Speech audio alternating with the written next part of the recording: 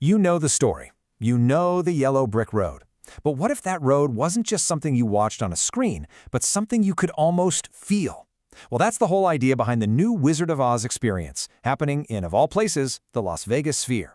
Today, we're going to dig in and figure out if this is just a high-tech gimmick, or if we're looking at the beginning of a whole new kind of cinema. A new type of entertainment. That is a big, ambitious claim, right? The creators are saying this isn't just a movie on a bigger screen, and it's not just a theme park ride. They're selling it as a fundamental change in how we experience stories. So what does that actually mean when you're the one sitting in the audience? And that really brings us to the core question here. What on earth happens when a beloved story from 1939, a cornerstone of classic movies, collides with a venue that feels like it was dropped here from the year 2050? It's this incredible clash of nostalgia and pure futurism. And the result? Well, it's pretty fascinating. Okay, first things first. If you're picturing the original movie just projected onto a giant dome, you need to think again. This whole thing is a complete reimagining from the ground up. It's definitely Oz, but not in any way you've known it before. Think about it like this. The goal isn't just for you to watch Dorothy get swept away to Oz. The goal is to make you feel like you're being swept away with her. It just completely blurs the line between watching a film and being on a theme park ride. And it's all done for one reason: total, absolute immersion. So how in the world do they pull that off? How do they create that feeling of immersion? Well, the magic is literally baked into the building itself. Let's take a look inside this high-tech dome to really understand the 4D experience they've built. The key to all of this is something called 4D effects. And no, we're not just talking about putting on a pair of 3D glasses. This is a multi-sensory system. It's designed to hit your sense of touch, your sense of smell, and a whole lot more.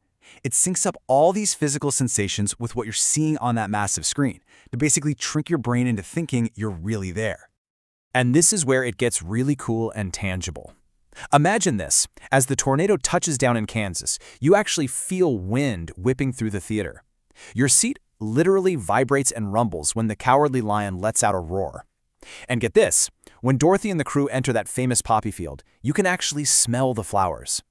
This isn't just watching a story anymore. You're physically experiencing it. So, with all this incredible tech, you might be wondering, is this just a really expensive gimmick for a small audience? Well, the numbers tell a very, very different story. The response from the public has been huge, turning this into a massive commercial hit. In just its first run, the show sold over 1 million tickets. 1 million!